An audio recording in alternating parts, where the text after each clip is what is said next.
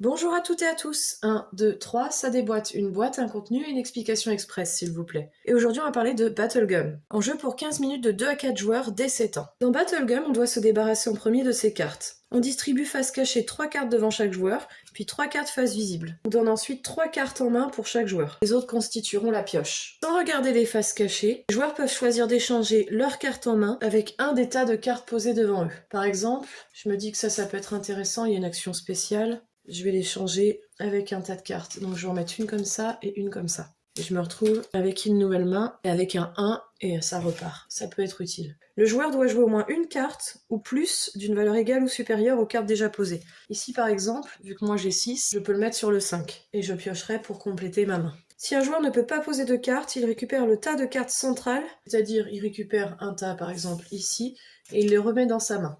Et il les garde en plus de ces 3 cartes, déjà en main. Si la pioche est épuisée, les joueurs doivent piocher dans les cartes au centre de la table, face visible, puis face cachée.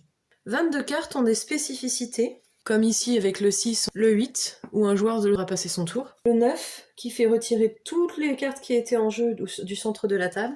La carte 13, qui permet de donner toutes les cartes centrales à un autre joueur qui ne pourra se défendre que s'il y a une autre carte 13 ou une carte 1. Ça repart. Et la carte 0 pour passer n'importe quelle autre carte avec cette carte. 2 variantes permettent de pimenter encore un peu plus le jeu. Le gagnant est celui qui n'a plus de cartes devant lui ainsi que dans sa main. À vous de jouer.